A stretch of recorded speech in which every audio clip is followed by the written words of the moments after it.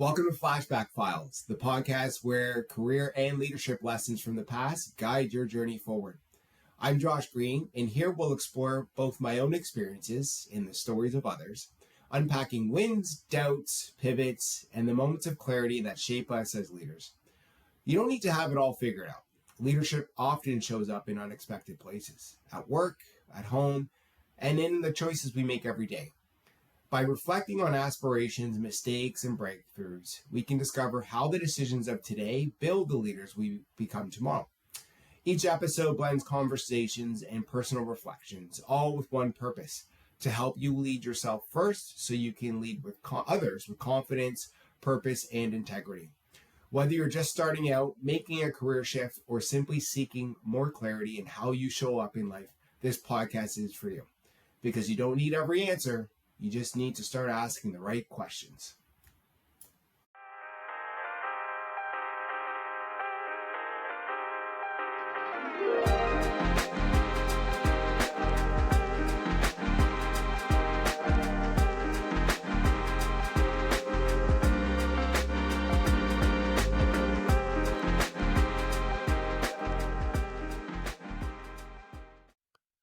Welcome to Flashback Files. I'm Josh Green, and today we're going to dive into ages 18 to 24. In this episode, this is where, in this age segment, I should say, it's a time when you're technically an adult, but still feel like you're faking it. This is the part where life stops being theoretical and starts being real. And just a heads up, this chapter gets a little heavier, not tragic, just real. It involves jobs, independence, friendships changing, money, stress, identity, all the things nobody prepares you for. So this is part one of 18 to 24.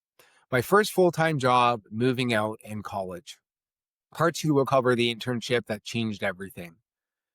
So my first taste of adulthood at 18, while most my friends were finishing high school, I was already working full-time as a caretaker for the school board.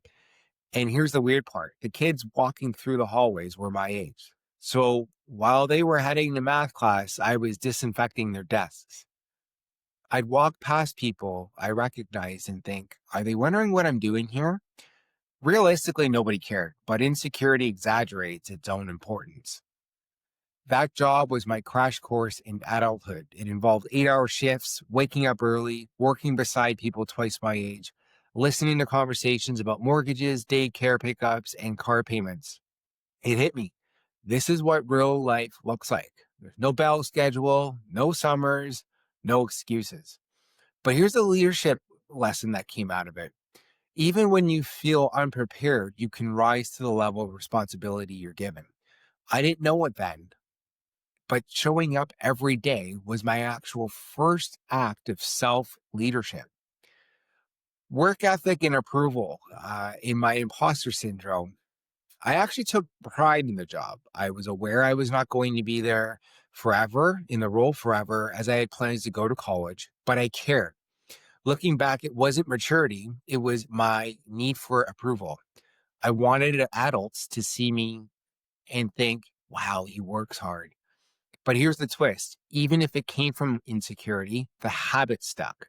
Work ethic out of insecurity is still work ethic. Sometimes your flaws accidentally teach you discipline. I felt like an imposter as a young manager at McDonald's. Then I felt like an imposter as a caretaker. But it kept pushing me to prove, not to others, but to myself. You belong here and you can do this. That's a truth most new professionals learn. Confidence doesn't come first, competence does. During lunch breaks, I remember I'd sit alone and brainstorm business ideas. I had no clue how business worked. Zero knowledge, absolutely zero. But something in me kept imagining a bigger life. I'd debate with myself. Could this idea work? Would anyone buy this? I didn't realize it, but that was my first taste of entrepreneurship.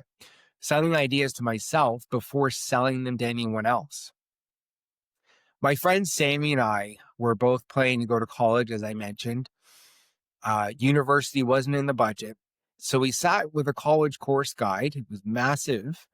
And because we were geniuses, we started at A. Whatever started with A got our attention first. That's how we ended up choosing advertising media sales. Not because we were destined for it, but because it became before baking and biology. Sometimes big life choices are made for really small reasons. We found student housing across from campus, just two kids trying to feel like adults. We both had serious partners, and everybody knew we were just friends. And honestly, it worked. We trusted each other. We had a plan. Going from a medium-sized city to Toronto was culture shock. Where I was from, people said hi as you walked past them. In Toronto, nobody even made eye contact. People on the subway stare straight through you. I went from being the only visible minority in my class to being part of the majority. That messed with my head a little bit. I didn't know whether to feel relieved or invisible. But here's what I learned later. You cannot judge a place, a culture, or a group of people based on a single moment. A city isn't one experience, it's millions. So the first year of school, it was hard. It was a demanding course. I had a long distance girlfriend. I was working weekends at McDonald's, and I was broke 95% of the time. Sammy and I had a poor student tradition set up. So this involves sharing cheap dinners, movie nights at home, and heading to our part-time jobs together. Then she started going home more. She was feeling homesick, missing her boyfriend, missing her family. Eventually, she opted out of the program. And spoiler alert for her, she ended up becoming very successful in her career. So it looked like she made the right decision. But at the time, I was then suddenly alone. I kept the Toronto room, over the summertime. So the first year ended of school, went back home, rented the room out in Toronto, so I stayed there. But then I went back home to pretty much be around my girlfriend more often. And I ended up getting a summer job thanks to my girlfriend's uncles. One owned a dealership and the other was a manager. So here is networking is showing up again. What was the job? I was a car wash guy. Every day, soaking wet from the pressure washer, smelling like soap and oil, I'd place 2 mints in the cup holder of each car after washing the cars to exemplify luxury. In the lunchroom, mechanics would vent about the sales team, the owner, the customers, and here I was, the kid with ties to management. That was my first real lesson in professional discretion. Not everything you hear should be repeated. Some things just stay in the room. This is outside of being respectful of people's safety, etc. Not because of loyalty, but because trust is currency. When I went back to Toronto, my second year was lonely. I made friends in class, but they'd go out often and I couldn't afford it. Weekends were spent working, so I built a routine. I would go to the gym, go to school, go home, do homework, and repeat. Fitness became my therapy very quickly. When you can't control money, grades, relationships, or stress, you control your body. And it was the first time I realized that discipline could create stability. And being alone taught me something huge. You don't need constant company to grow.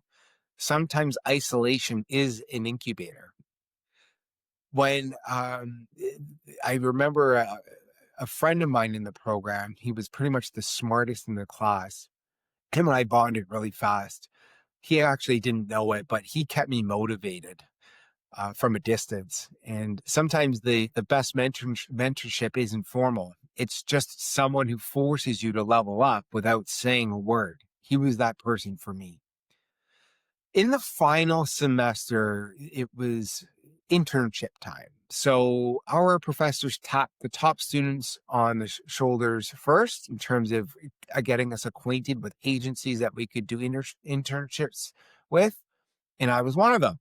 So here we go in an indirect way, networking striking again. I went off on 2 interviews, failed the first and crushed the second. I landed on an entertainment advertising agency. And what they did there was purchase media and made planned media campaigns for movies, music festivals, and concerts.